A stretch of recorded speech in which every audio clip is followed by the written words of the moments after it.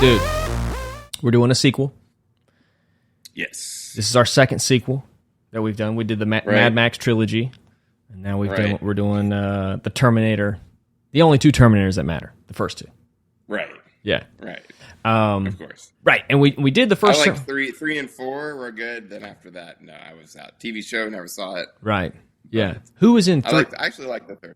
What was the story of the third one, and who was in that one? Very similar. Arnold still comes back to protect John Connor, who is now, like, I guess in his 20s or something. And Claire Danes is his future wife to be, which she doesn't know yet, but they find out, which is awkward. Right. And I remember it now. Our franchise psychiatrist does show up in part 3. That's right. Just sees the Terminator and like, I'm out of here. That guy, no fuck, I'm out. No. Nice. So he shows up in the third movie. I remember that one. I love the ending of the third movie where they like think they're gonna go down the elevator to blow up Skynet, but Claire Danes' dad, wherever his wife is like the head of the military that's hooked up Skynet, and he's just sent him down there to be safe. Right. But that's where they start the resistance. It's like this era. It's like this fallout, executive fallout shelter from like the 60s. So it's like all mothballed. There's no one down there, but it's all hooked into all the communications. So everybody's like calling this place, for advice. And he's like, oh, okay. And he decides to pick up the microphone and start giving orders and stuff. So I thought I liked it. Gotcha. All right. But so it's very much similar to the second movie. Right. I didn't. Yeah, I can barely remember it. I think it came out when I was in college. Maybe. Yeah, but I mean, this we did the first one, right? We did the first one, and Arnold is yoked in that one. He's super jacked in that one, and then he's 37, which is older than you thought, but still a lot younger. I mean, that was his first movie, so that's as young as we really see him. Right, and then this one comes out in 91. Right. So we have transitioned from 84, sort of so 7 years. Yeah. Yeah. So he's noticeably smaller, I guess, in this movie. Still yoked, but he's.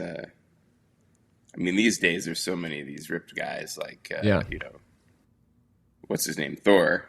Yeah. Yeah, Chris You probably Hemsworth. say like that guy's bigger. Like Thor is bigger than even taller. I don't know. So he was born in 47, so 47, so 57, 67, 77, 87. So he's 44, right? 44. Yep.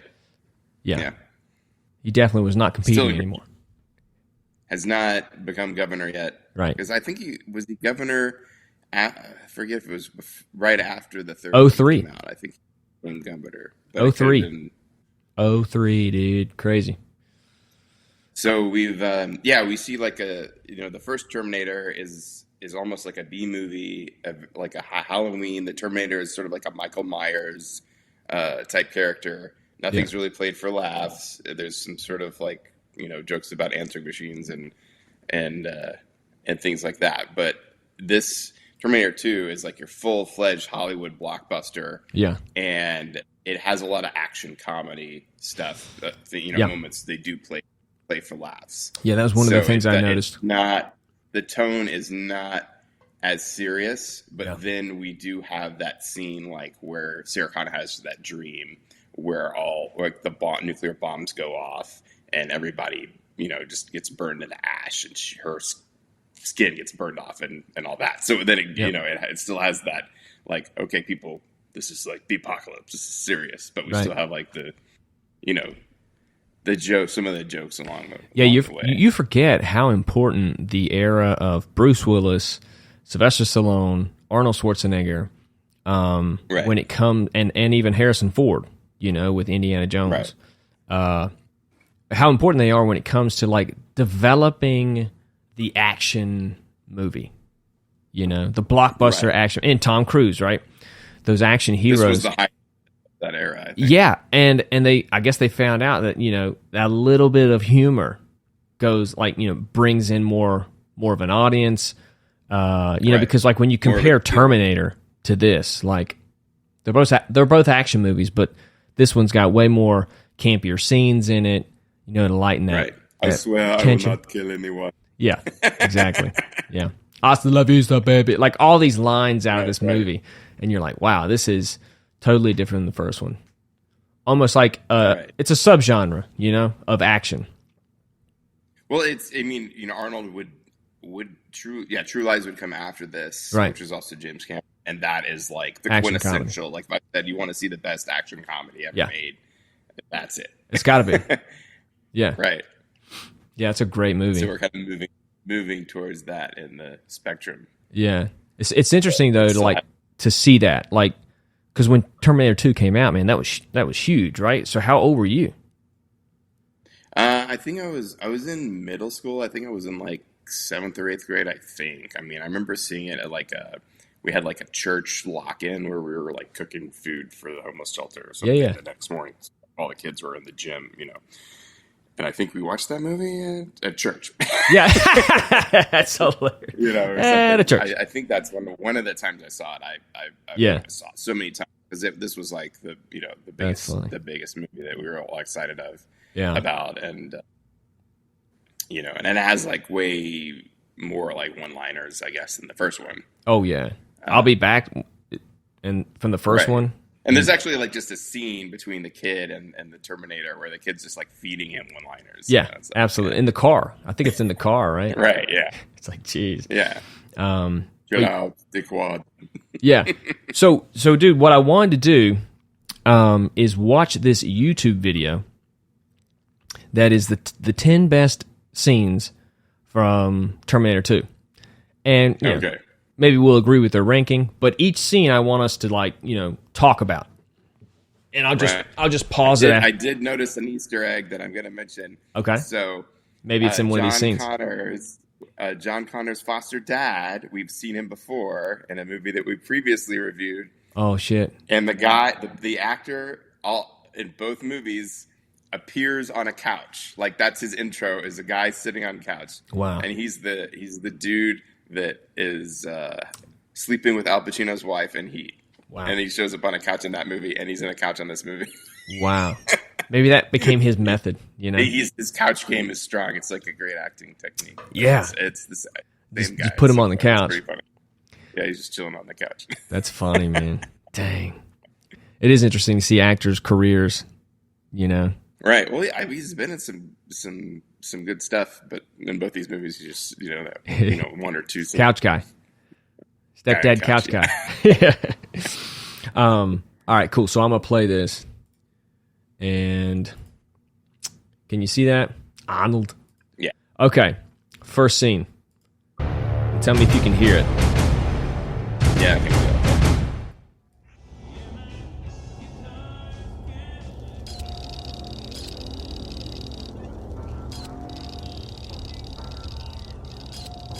He's looking for clothes, and he's found the right fit.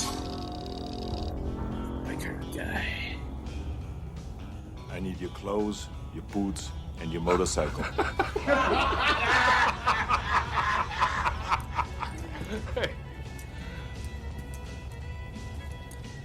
You forgot to say please.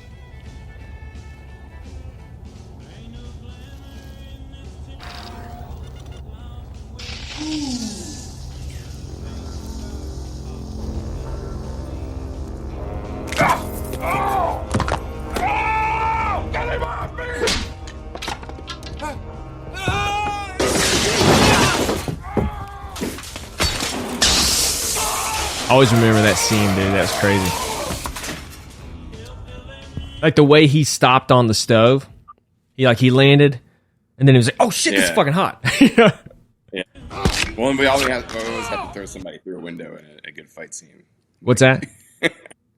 Someone has to go through a window in a fight scene. Absolutely. It's like a rule. Yeah, that shows supreme superiority. Oh, yeah. I love this guy that's like thinking about attacking it with the pool cue, and it's like, nah, I think I'm just gonna get out of here. Yeah, I'm out. I'm out. And the guy pulls out a gun and Yeah, no, that doesn't work. No. Give me that.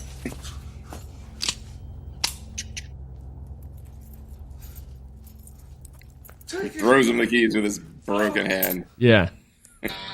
Perfectly catches it.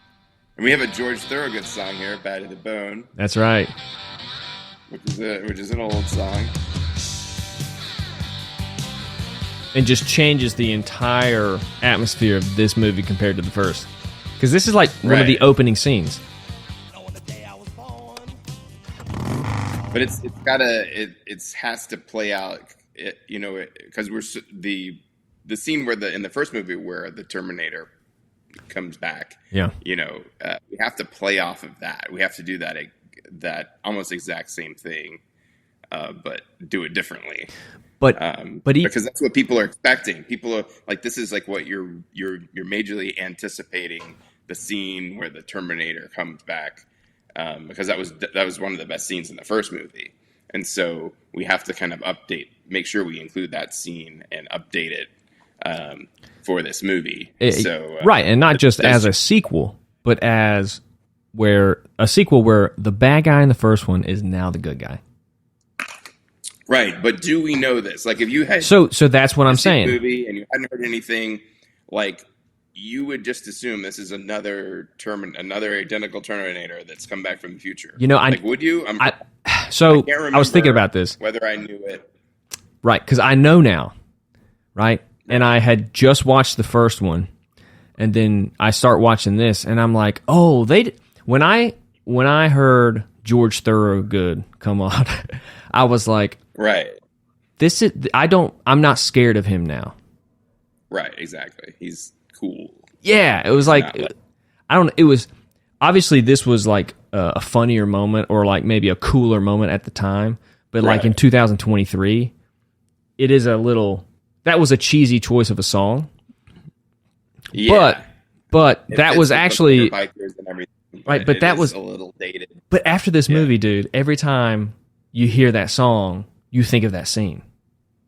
Yeah, and this iconic song, and it's probably been used for that same kind of intro scene more than once. Definitely, I don't know, but that's the only thing that comes to mind. If you were watching, like Halloween, right, and Michael Myers came on the screen and they started playing "Bad to the Bone," you would lose that fear and suspense. Exactly. Right, and so that's what's interesting about this movie is because they play the kind of. Not too hard, but they still play the fact that no one, not even the audience, knows that Arnold's a good guy this time. Because they don't make the liquid metal guy do too many bad things or anything bad. Right. He's just looking around, actually. Yeah. And so they play that on for like maybe, the first 15, 20 minutes of this until he meets the kid. There's a scene in the mall where both Terminators and converge. And they do play that up as to like, who's going to try to kill him. Yeah, you don't know. Exactly. But like when you start, so that's what I'm saying. It's like it's weird that you're going to play that, act like the audience has no clue that he's going to be the good guy this time after you just played George Thorogood with him looking like a badass. Right. You know what I mean? Well, and then you have like all the Guns and at least one Guns N' Roses song, but that was like a huge tie-in song for Guns N' Roses to be like, use your, You Would Be Mine, I guess is the song in this movie because they were like huge. I mean, that was they were kind of new, but I think second was it second album they put out or anyway? Yeah, sure. After Appetite for Destruction, I guess. Oh yeah, classic. Use Your Illusion, but this was like a huge, it was like biggest blockbuster of the summer, biggest. Album of the summer. Back when that mattered. So that was when that was a big thing. That was like a really good song choice. I love Bad to the Bone. I love George Thorogood. Yep. It is a little bit cheesy here, and it's a little too on the nose, I guess. Yeah. But we want to be, this is efficient filmmaking of setting a tone. It's like it is the perfect song to set this kind of tone to like he's not really the bad guy here, he's the cool dude. It's like we're excited to see him again. Yeah. And he's up to his old tricks. Yeah, exactly.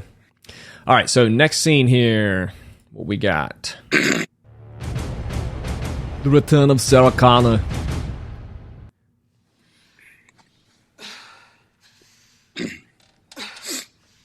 cannot see the... Oh, shit. My bad. I want to see her do the pull-ups. Yeah. She's jacked. Oh, yeah. I think this is still like the most jacked woman in any movie. I think so. She was super ripped for this. I'm surprised they didn't show her abs.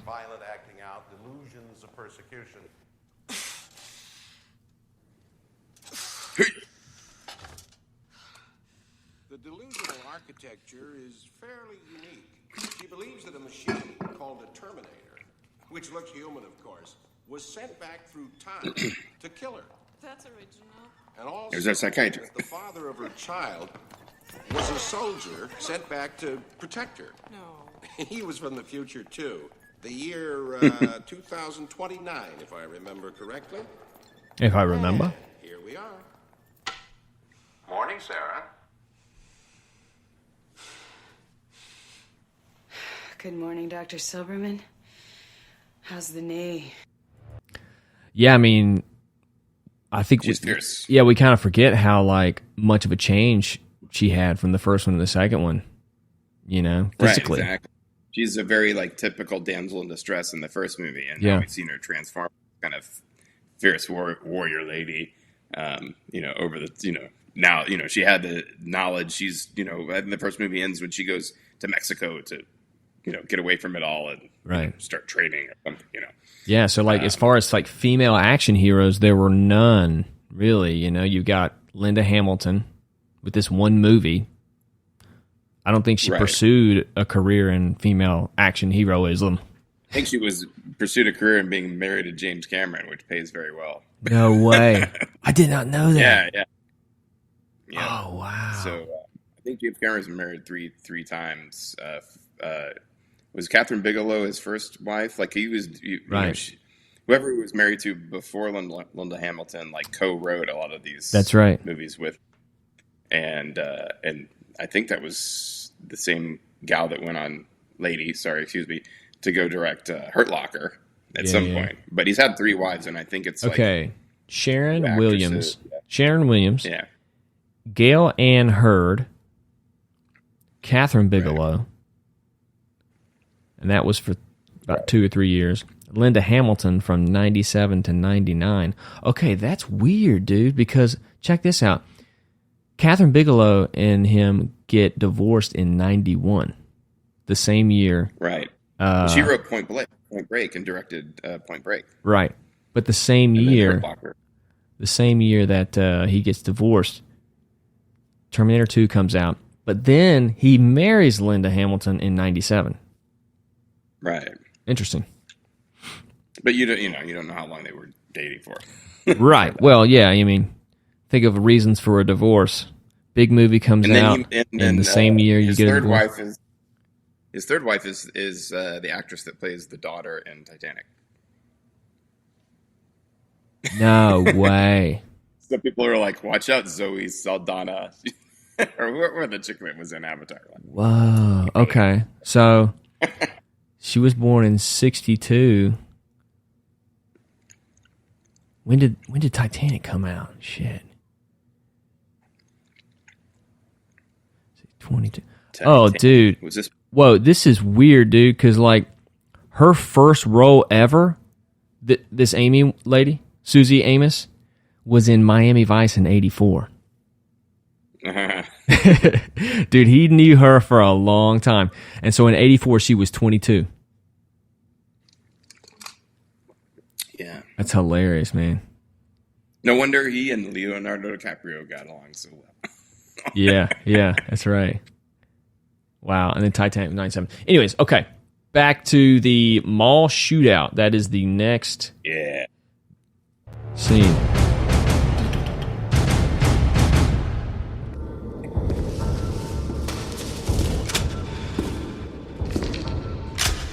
Got some flowers. That's the tie into the Guns N' Roses. There's the roses from the Guns. We got Guns N' Roses. Look at that. Amazing. Hey. Got that CBC. Got slow motion. Here. Got the other Terminator. Get down. Classic line. He says, Donald, get down. Dude, that sounds like a silence gun. There is no silencer on. Right. That's true. Pew pew pew. In a like a concrete hallway size that deafening.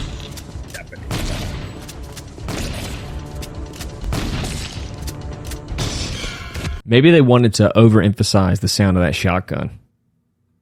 Could be, but the shotgun doesn't even sound. I mean, it's in how loud the volumes are. Like, I guess, but yeah.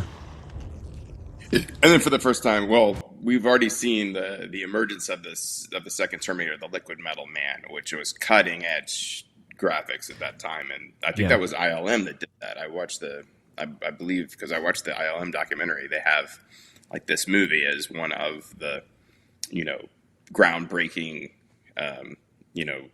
digital computer graphics effects with the Liquid Metal Man, which is actually very similar to the effect they used in The Abyss, also James Cameron, with the water creature that does the faces, which I thought, in my mind, because the water kind of creature effect looked better to me. Yeah. I mean, watching both of them recently, even though that was before, the metal didn't quite look as shiny as I thought I remember it looking. Right. But yeah, it's super hard to do because everything's reflecting off of it, and you have to have it coming out of the flames and all that, which we'll probably see up here. But that was groundbreaking. Yeah, and we yeah, I was going to say we forget like back in that time it was like if your movie had like this groundbreaking special effects that it applied, like people would get excited to see the movie simply to see this new experience, on the screen. Something never seen before. That looks real, because because I remember when I was a kid and Spider-Man came out. I was in 8th grade, going into 9th grade, and I was always a Spider-Man fan. Mm-hmm. And the fact that the trailer looked so good of him like spinning, like swinging through New York City, I was like, oh my God, that looks real. That was exciting. That was like 90% of the reason to why you want to go see that movie as a kid. But now, the special effects in movies are just amazing. Yeah, and a lot cheaper. Almost anybody can pull them off. Yeah. So it's like, going for the effect, going to see a movie for a special effect is not really a thing anymore. Yeah. But no, I think so. I mean, it's crazy. But you've got to have a good story. I think, for sure. Terminator has a good story. The Abyss has good, So even though they have like groundbreaking special effects, it isn't like a whole movie of special effects, like Avatar, for instance. Yeah, but they couldn't even do that. They couldn't do that back then. It would have cost way too much money. So you had to choose it, consciously. Like this has got to be an intent. We got to build this scene up because we're spending so much money on it. I bet that was like crazy, like conversations. They want to use it, for the most impactful reason, and then they started using special effects. So like, let's, wasn't that one scene with I forget the actress, but it's like she was like in a shower wearing like underwear, and then like CGI the underwear off so she'd be naked, like stupid shit like that. Dang. Jessica Alba, they did that in Jessica Alba movie where she was like, in her underwear, bikini, and in like a bathroom. Yeah. And they use CGI to like make her naked. And Damn. I was thinking about nude scenes were like the original like special effect to get people to go see a movie. Yeah. I think like Game of Thrones is like the last kind of thing that actually like, use that, to get people more interested in the show or, Yeah. Are we going to see her naked? And after that show, I don't remember like a lot of like, gratuitous nudity. Like, right. Yeah.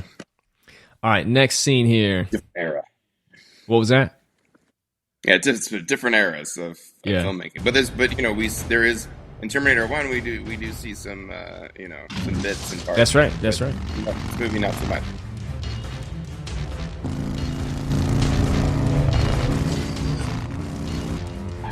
Great actors. LA Aqueduct. Oh yeah. Used for a lot of different movies. Oh, I think this is in the valley somewhere because of the walls are vertical.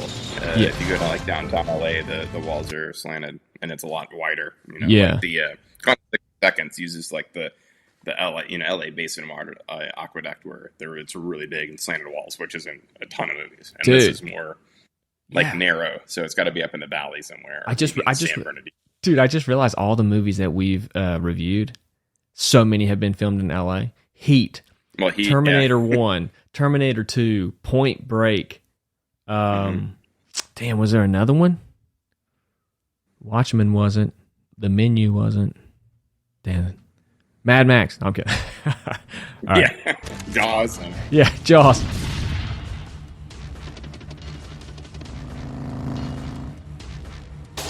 But you really thought about the fact that he has like the lever action shotgun instead of the standard pump shotgun, that he can like reload the shotgun with one hand by spinning it around. Like, that was the coolest thing. Like, when that's watch like iconic, and it's another thing that like establishes his like Terminator character of being able to do that kind of trick without just cool, no look. Just like, I'm just going to reload the shotgun, spin it around, boom, Exactly. So good. Yeah. That's the truck, which of course we had a crash truck in the first movie. Back. Beat out of the fireball. Classic action movie. Yeah, trope. so like that's a huge action scene, like, special effects blowing up a truck. Right. But he uses it to reveal this character. Right. In his full form, Yeah. Like we figure out like what it really is. Yeah. And we've got sort of like a false scare here. Mm-hmm. Just a tire. It's all good. I wonder if that's where they got the movie. There's that movie Rubber, where it's like a killer tire trying to kill people. Oh yeah, that's right. You ever seen it? I've never seen it, but I did see the trailer.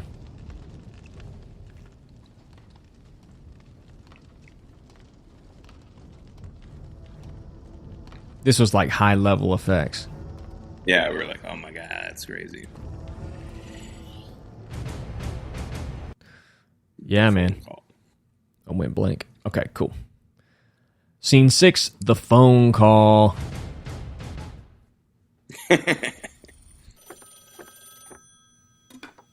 Yeah, when Courtney and I were watching this, she was shocked. No, it's me. John? Yeah. Is everything all right? Are you guys okay? Sure, honey. Everything's okay. Are you all right?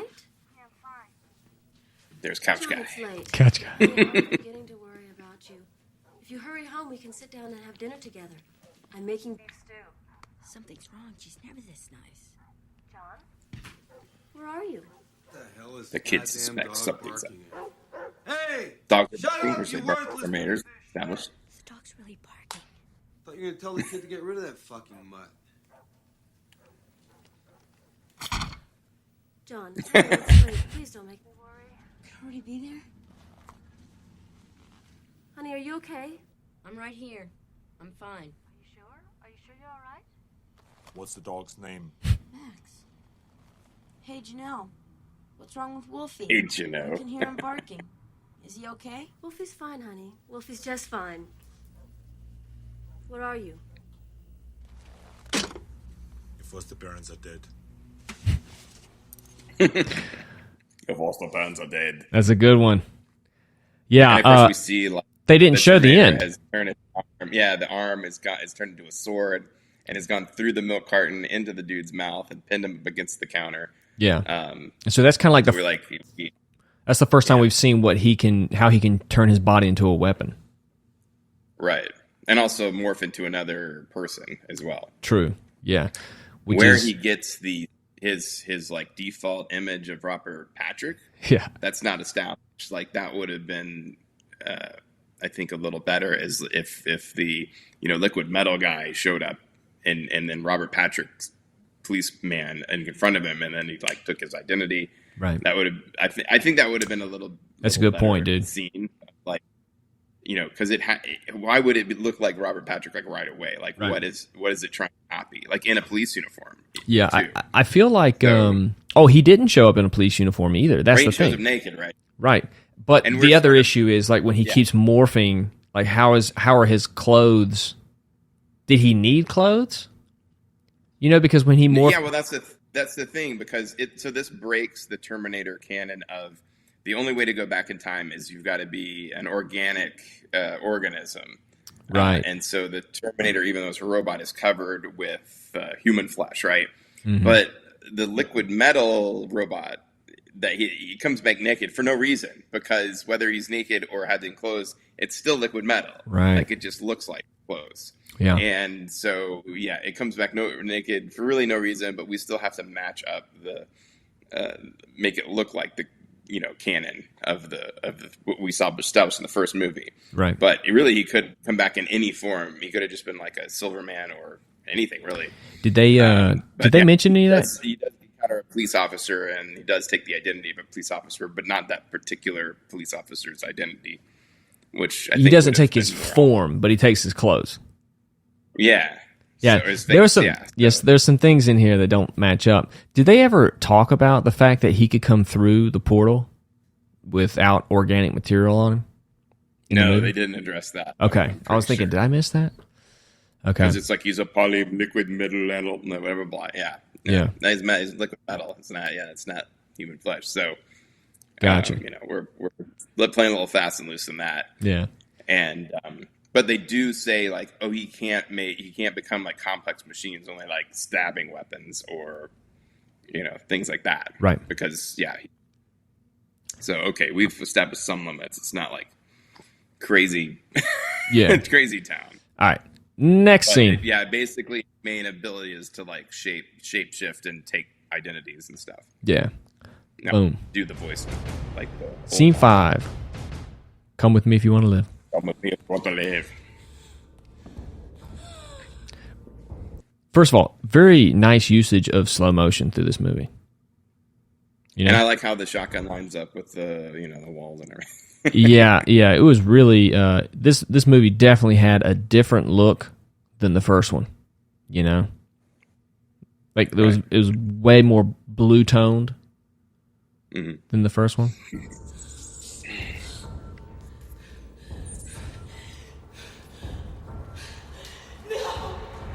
Of course, she doesn't know that it's dead.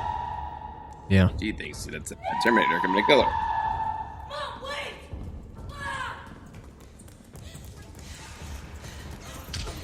Damn, that was a nice tackle. Yeah.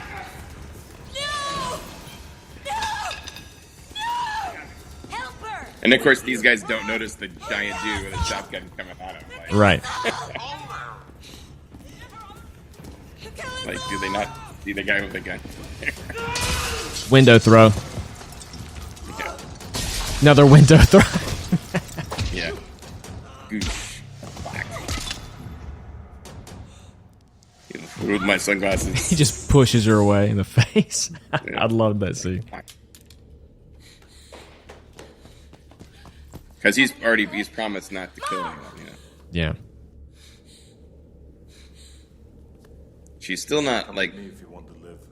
Boom. So why he says that there is the perfect thing for him to say is because that's what Kyle Reese says to her in the first movie. So that's how she knows, or at least gives her a big clue that like he's not going to kill her. Right.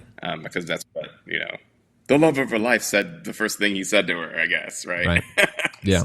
And this is so this became an iconic line only in the sequel, only in this movie, but it was said in the first one. Right. But it only became iconic when Arnold said it because he's the last person you'd think, his character, the Terminator, is the last person you'd think that would say that line that references the first, well, whatever. But the way he says it, it became iconic. Still a memorable line from the first movie because I remember people were repeating that. But yeah, when they say it to you, do they ever say it in the Arnold accent? Or do they say it to you in the regular American accent? Well, sometimes. Yeah? Way, it depends. Okay. Yeah. All right. Okay. Next scene here.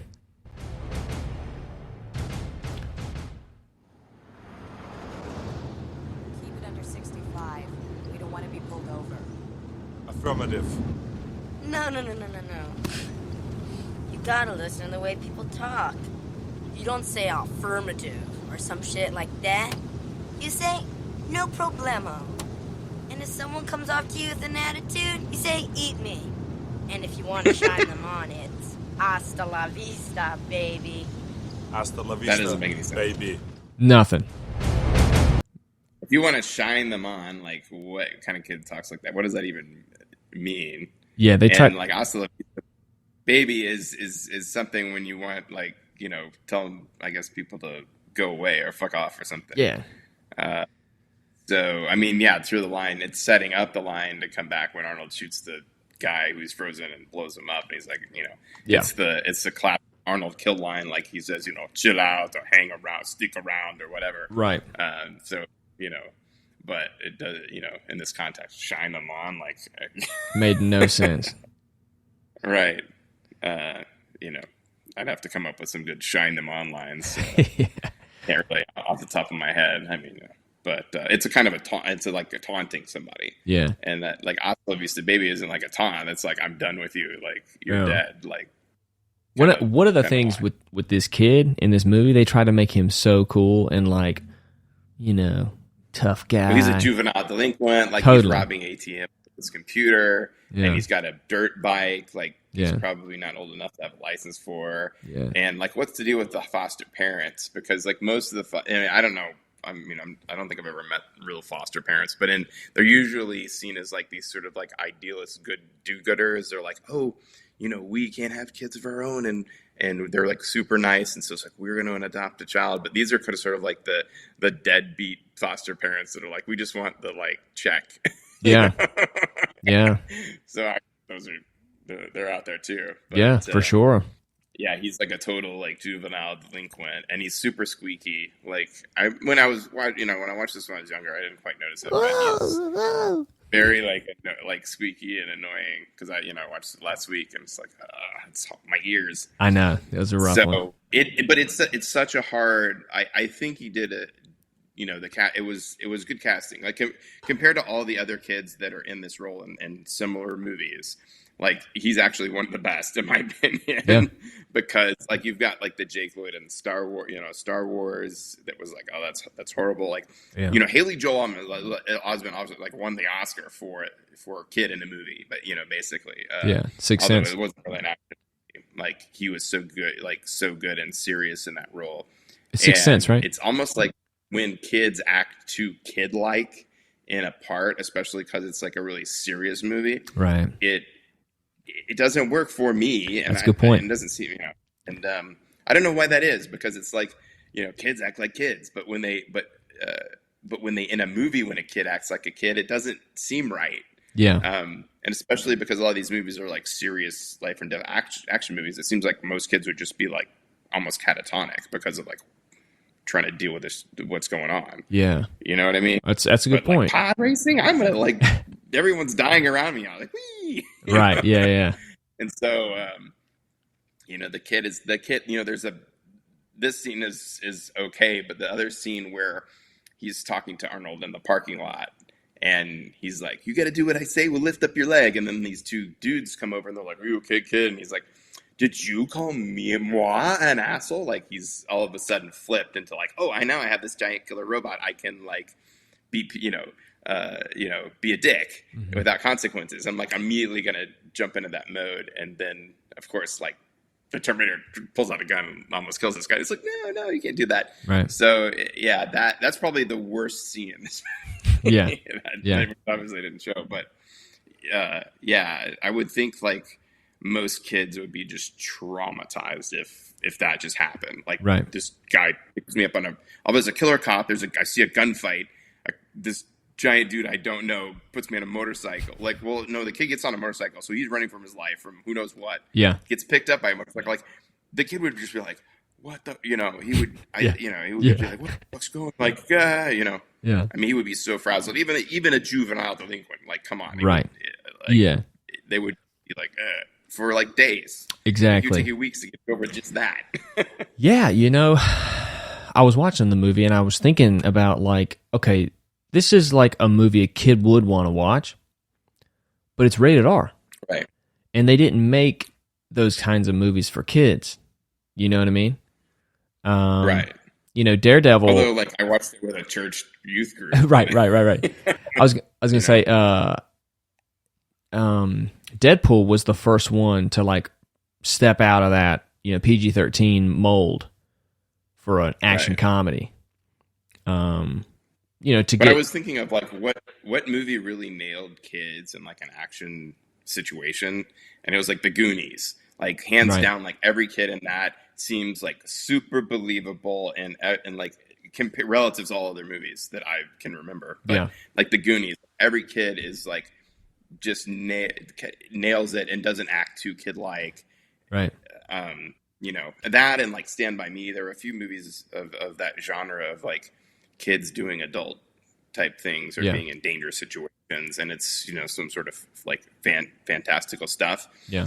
But the way they did those movies was really good. And dang, there was another one that I was gonna throw in there as far as like Goonies, Stand By Me, right? And there's like one or two others that just like the kids seem really real, or like I guess Red Dawn is another example of like you have this. It's like a kid you're watching this. It's like, oh, the grown-ups have sort of been like locked up. They can't do anything because they can't think like creatively or like adapt to the situation. They're too like rigid in their grown-upness to adapt to pirate ships or aliens or monsters attacking. And the kids being like so much more immersed in that world, all of a sudden no silver bullets and whatever, like this is how, you know, they're much more adaptable to those situations, and the grown-ups are just too much like, I'm just doing my, you know, job and all that, and I don't know, that's how you play with that. And I don't know how soon after this movie studios started trying to replicate this idea of like a real high octane action movie but also kid friendly. You know, and then having to change the rating, like making sure, like, hey, we want a high octane action movie and we got to have a kid in there that other kids want to be like, and that's going to bring them in, but parents aren't going to let them watch it if it's rated R action movie. So we got to make it a PG-13 action movie, but keep the kid in and the funny stuff, so the family will be able to take them. You know. That kind of a thing. Well, it's like they take a lot of sex out of it, but they put in more violence. Yeah. And there's a hypocrisy of like, you know, we're okay with letting our kids see unlimited violence, but any like nips, no. You know. Yeah. That makes it more uncomfortable, you know, as parents or society. Yeah. So. That is an argument that you know from both sides. It's like, you know, which one's more damaging. You know, well, like in True Lies, there is, I just not remember. It's like he has a Striptease. daughter who is a little like a juvenile delinquent, like riding on the backs of motorcycles with boys. Oh yeah, who played that role? Elijah Dushku. Oh yeah, that's right. Yeah. From Bring It On. Bring It On. Some other. That's right. Yeah, she's great. I don't know. Her, but yeah, she was good. But yeah, he has to save her. She's kind of like, you know, ignored throughout the movie because Arnold is like ignoring his wife and his kid, and the movie's all about, you know, him like reconnecting with his family, right? And showing them like he's a spy and not just a dork, right? It's this giant computer salesman that's like super ripped. Oh yeah, that's a great cover. Yeah. All right, next scene here. This is the third best, apparently. The arm scene. Just call them Arnold.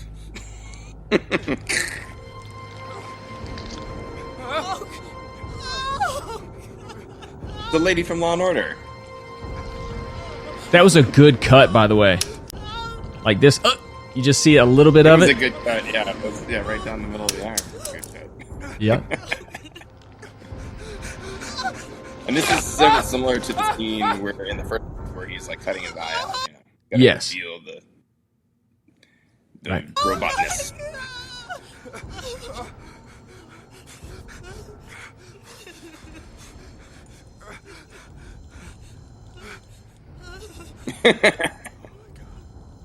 Listen to me very carefully. Yeah. I mean, that was... So, yeah, I mean, I think the reaction was pretty genuine or realistic. Like, that's how, if someone just, like, cut off their arm and they were a robot underneath, you'd be pretty freaked out, especially after the crazy lady just shot up your house. Yeah. And then, of course, like, we don't see Arnold rehash the whole genesis of the story, Yeah. We cut to, like, done.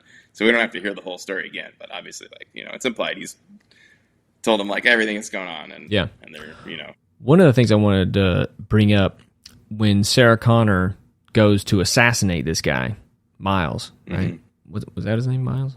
Miles Dyson. Okay. And she's like gung-ho, on a mission, sniping him. Mm-hmm.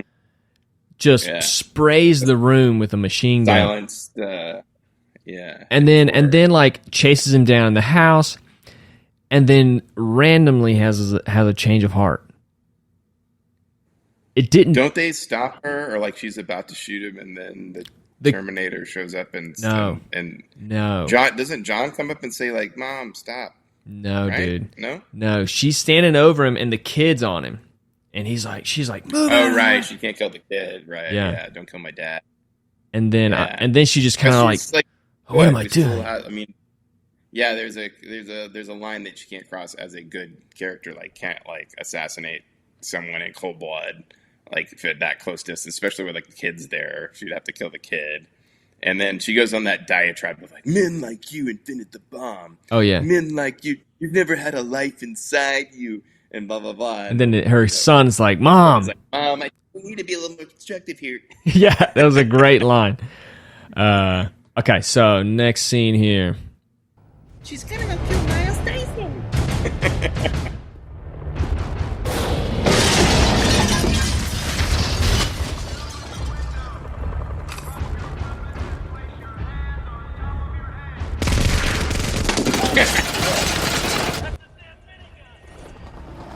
He's got a damn minigun.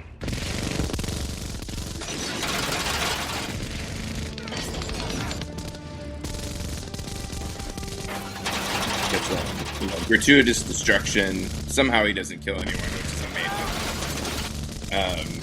Yeah, exactly. But as long as they live, it's fine. Like, it can be named. At the end, it says, like, hero casualties. So it should be, like, 150 wounded.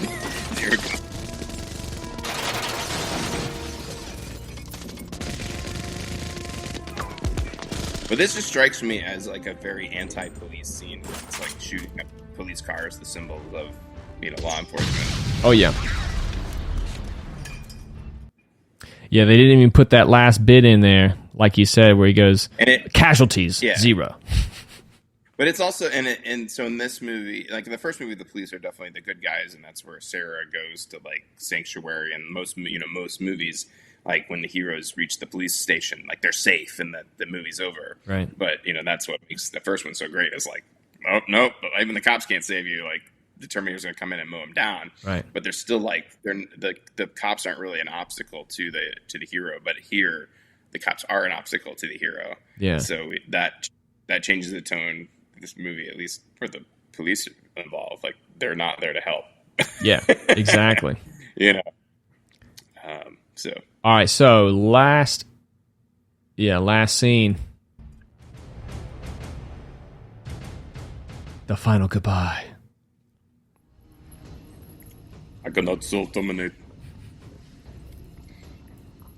And now we've gone to, like, the red glow, and, like, especially in this scene, or it's like an orange more likely, and then blue it's a in the great back. finale.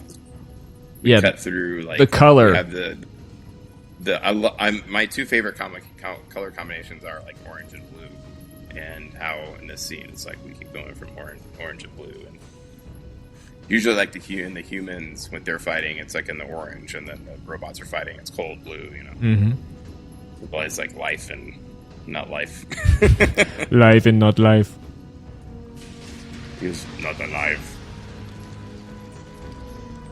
And they lower him slowly into the liquid metal.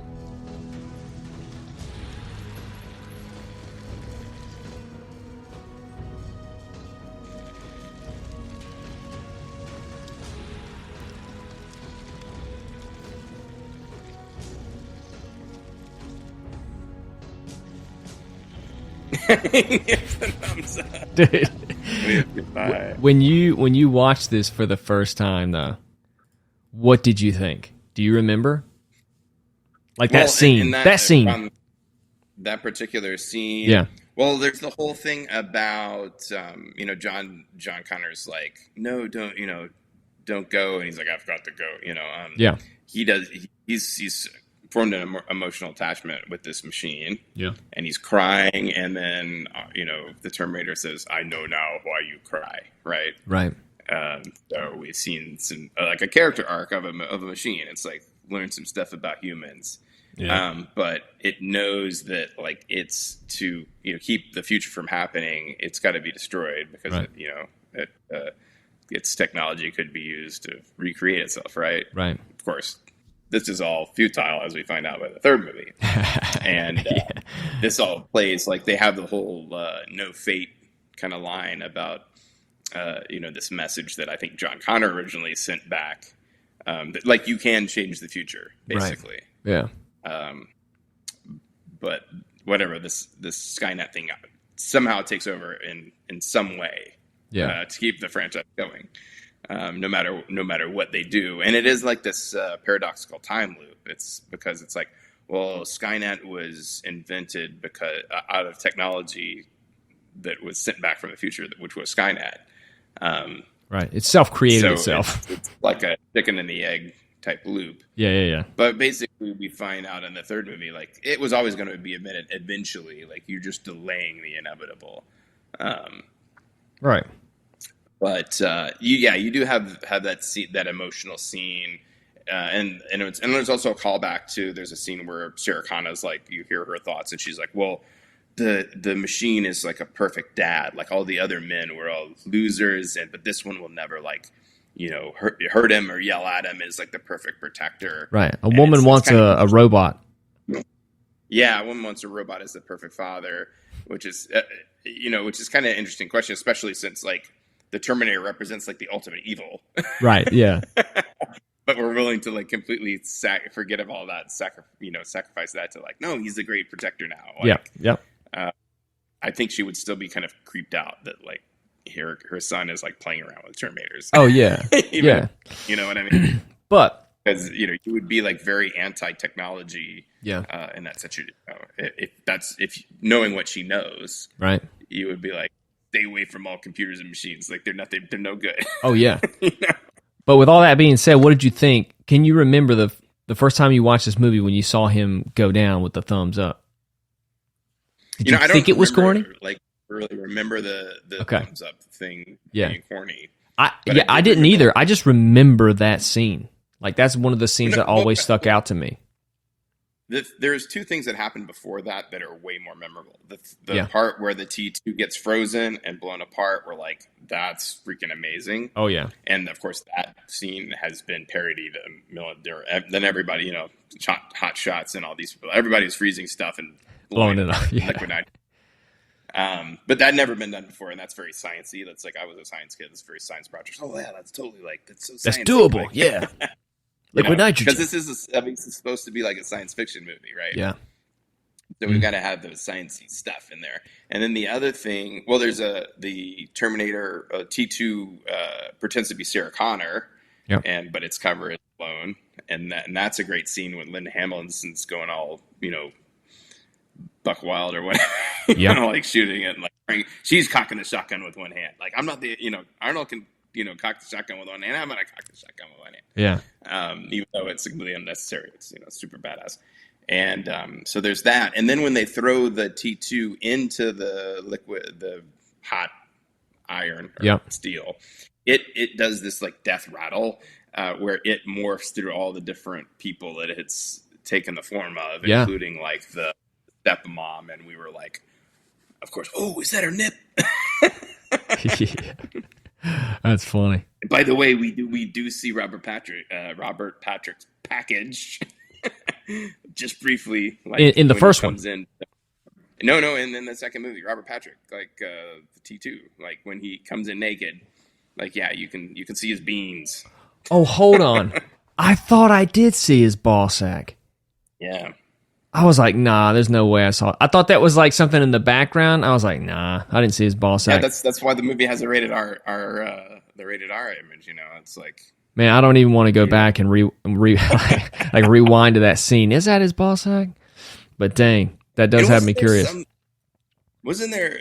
It seems like there was some sort of issue about like PG-13 rating and R rating of like, if a movie wants to be taken seriously or like an Oscar movie, it's got to get an R. It's got to get an R rating. But you want to get a PG-13 movie because more kids will be able to see it and more people, you're expanding your audience, and so it's like waffle over like which way do we want to go? Yeah, and there's two paths there.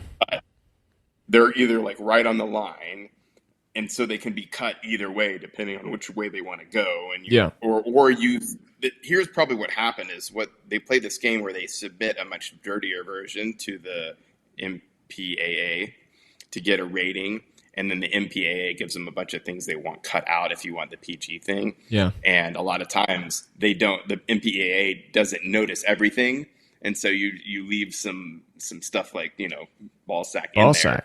Yeah. Because they didn't notice that, because like they're idiots basically, right? and you give them a bunch of stuff to cut out, because if you just send them like the version you want, they will cut it. They'll always want to cut something out, right? Because that's their job. So you give them a bunch of stuff you want cut out, so that they can cut it out. They can tell you to cut it out. So they think they've stomped on you a little bit. Yeah. And that's what they did with South Park, because that whole like dildo thing with Saddam Hussein was like, they thought that was going to kick out. There's a bunch of stuff in both those South Park movies, the World Police, where they put it in just to get it cut out, and sometimes they didn't notice. And they're like, what's wrong with these people? Oh, that's the greatest cartoon ever. Okay, so just to wrap it up, I want your because you're a big sci-fi buff.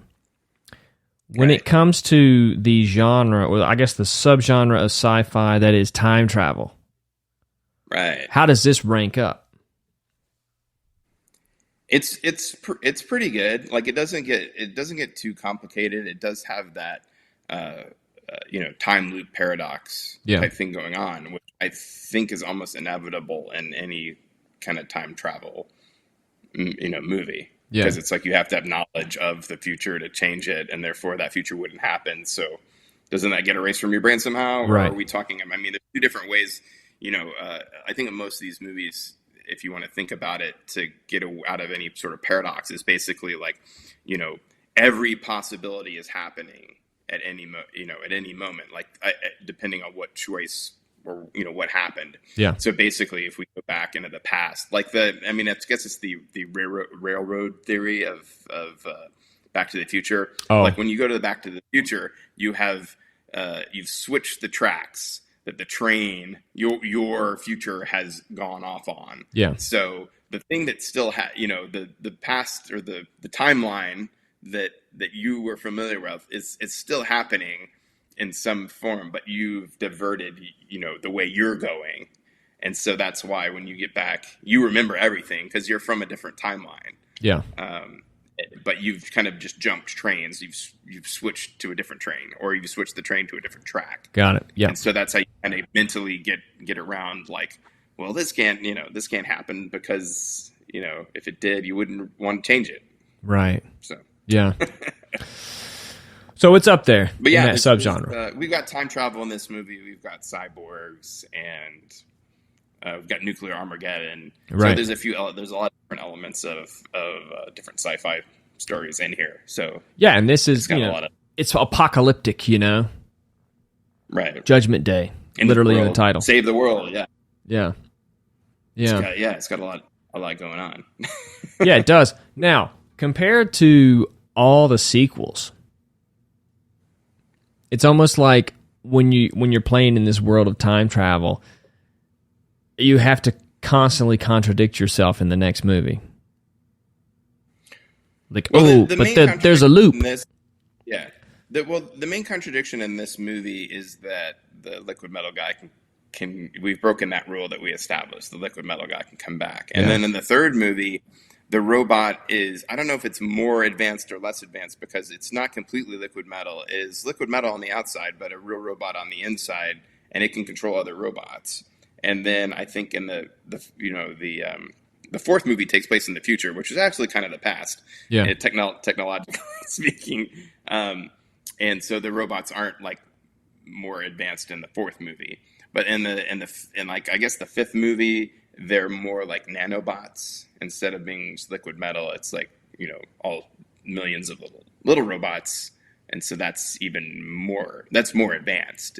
But it still has that same ability to like shape shift and become other people. Right. It's just a more advanced way of doing that. Yeah. But I like the third movie, the fourth movie, the fifth movie, not so much. I mean, yeah, you get into Crazy Town because you keep having to like reinvent stuff, right? And do extra, make the Terminator more advanced and more scary, and there's only so far you can go with that. Yeah. And it's like the limitations of the Terminator. It has to have some limitations, and I think that they did a really good job. Like T2, what makes T2 great is like two Terminators fighting, like right. But we can't have three Terminators fighting in the third one and four Terminators fighting in the fourth one, right? Yeah. So it's like the reason this movie is kind of in the sweet spot is like we have expanded on the first movie, but we haven't gone too far because we don't have to go to Crazy Town. Exactly. But we do have that Terminator versus Terminator, and we have now Arnold's not only just the good guy, but he's the underdog. Yeah. And the first movie, Kyle Reese is the underdog, and Arnold Schwarzenegger is like the seemingly invincible obstacle. Yeah. And in this movie, Arnold Schwarzenegger, the first Terminator, Arnold Terminator, is the good guy, but also the underdog. Yeah. And I was talking a lot of this week because. Back in the past, the bad guy was called the Heavy. Yep. And I was like, why is the bad guy called the Heavy? Well, one is his script is the heaviest because he has more stuff to do. And the good guy and and that's why it's called the Heavy. But it's also like the whole weight of the movie is resting on his shoulders because the good guy can only be as good as the obstacle he has to overcome. Oh, yeah. And so that's why he's the Heavy, the bad guy, the villain is the Heavy. His script's heavy, and the whole weight of the movie is resting on him. Yeah. Because it's like if you had Superman and the villain was like, a car thief. Right. Right. It wouldn't make a good movie because it's like that would be so easy for Superman to get over that obstacle, and then like, so what if he has all these powers that he doesn't have to use? Like he's not breaking a sweat. Right. So we have to have a seemingly invincible obstacle. Yeah. That the hero somehow overcomes. Right. And I think both movies have that because we see like the second Terminator is like, holy shit, it's liquid metal. Like this thing can do all sorts of stuff. Yeah. We don't know about. Yeah. And like the Terminator is like, he's like, I'm obsolete, and yeah. But it makes us root for him even more because he's the underdog. We love a good underdog story. Absolutely. Yeah, man. There's a lot to this movie. Damn, it's a Terminator. What's one thing that stuck out to me? Yeah. Damn, what was it? What was I going to say? Anyways, what did Linda Hamilton do after this? Let's check that. Well, she was in this TV show that was pretty popular between the Beauty and the Beast. After the first Beauty and the Beast. Loved that show. But also has Ron Perlman as the Beast, and that also made his career of playing like Hellboys and things like that. I grew up watching that show on Sci-Fi, on the Sci-Fi Channel. Loved that show, dude, for some reason. Beauty and the Beast, huh? When I was a kid. Yeah. But I even got a coat like his. Really big at that time. It was fun. But yeah, I think Moonlighting was the big show, which was also the beginning Bruce Willis vehicle and along that sort of thing. Mm-hmm. But and I'm not. She never did anything else. But it's kind of like the Phoebe Cates route. You marry a famous, more rich director or actor, and you become a mom. I guess. I mean, that's what I never really looked at like. And she comes back for movie 5, which I think she did a really good job in that movie of reprising her role. But, I mean, you're in one of these movies, you're set for life. I mean, Arnold was paid like I don't know how, was it 15? It was $15 million and $17 million and a jet. And a jet. Yeah. Wow. I don't know how where you get the fuel for the jet. That's you got to figure that one out. But you have it. But yeah, he was paid something like, I mean, they calculate because he has so few lines. Right. How much his salary is per line? $75,000 per word or something. Damn. I don't know. I mean, that's a wild talent to have, is to be that engaging to like a mass number of people, you know, and you get paid. You get paid literally because you're just appealing.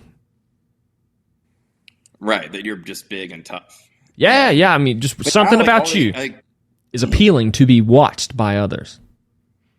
Right, and the fact that it's like he has an Austrian accent, which sounds very like robotic, right, to us, and it sounds very tough.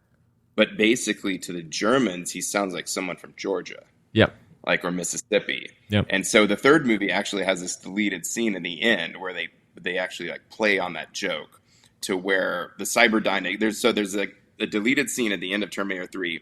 Where a Cyberdyne executive is sort of trying to sell the system to the general, and he's like, "Well, the Terminator is based on this drill sergeant named Sergeant Candy, and the voice is actually done by it's Arnold Schwarzenegger, but the voice is done by Samuel L. Jackson of all people, who is doing like a hokey white. He's like, "Hi, I'm Sergeant Major John Candy, and I'm the best soldier you've ever seen," you know, and it's they delete it because it's kind of jokey, but it does, and so it's Arnold Schwarzenegger, but he has this just total hayseed accent that's dubbed in, and the Air Force general is like, "Can we do something about the accent?" And then this guy who's like a skinny version of Arnold Schwarzenegger from the 80s turns to him and says, "We can fix it." Like they dub in Arnold's voice over this guy, and he has like the flat top haircut, but he's an executive. But they dub in Arnold's voice saying, "We can fix it." And so that is the story of why the Terminator has an Austrian accent, is because the Skynet executive, that's his voice that he put in the robot. They took the body of Arnold and that guy's voice, boom, Terminator. And so it's perfect because it kind of explains this ridiculous thing of Terminator being Austrian accent, but also the fact that to Germans, it sounds like hayseed, like he sounds like someone from Mississippi would to us. And that's why. Okay, so and then I'll close it off with this. So when they released all the Terminator movies around the world, Arnold being able to speak German said, "I'll dub it in German," and they're like, "No." Right. We'll get someone else. Because you don't sound right in German. It's crazy. It is so wild, dude. But like you come to a country that doesn't understand your class level in your country, and then you just, have the career that he had. I mean, it's amazing. Right. I'm actually watching the Arnold documentary on Netflix right now. How is it? It's pretty good. It's, I mean, most some of the it. shots of the village where he grew up, because they have him like hanging out there, or just like these aerial shots of the small town he grew up. Like today, hanging out today. It's still a small town. Yeah. So I mean, he's in the documentary, and he's recalling and recanting all his stories, but they have old pictures and footage and stuff that they put in as well. But like the village he grew up in is like so beautiful, like one of the most beautiful places in the world. Nice. But it's a small country town to Germany, or is he not? It's Austria. It's like not even Germany. Right. So, yeah. Damn, but he wild, had to kind of get out of it to become successful, and then get to America, because that's where it's happening. And he had like this whole bodybuilder career, and then retired from that after winning several times. The best several times, and then went into acting. And so that's why he's like 37 in the Terminator, because he's already had like a whole life. And the other thing, so the other cool thing about Arnold Schwarzenegger was that to get a passport at that time in Austria, you have to serve in the military. Or you don't get a passport. So he actually became a tank driver. Mm-hmm. And so he does legitimately know how to drive tanks, not just from like the movies. Yeah. And he did like this contest once where he's like, "Come drive tanks with me," where he's like driving a tank. It's like, He was like, how is he driving a tank? But yeah, so he served in the Austrian army. Yeah. And they didn't want to let him. He was too big to get in a tank, but it's, Yeah. But they still he had some strings to pull, but so he was able to be a tank driver because that's what he wanted to do. But normally, like, they wouldn't let somebody that big drive a tank, right? Because it's a cramped space. Yeah, I love his story, man. It's a great story. Well, dude, that's it, man. Terminator 2, Judgment Day. Until next time, we'll do another awesome movie. We'll be back. Oh, yeah!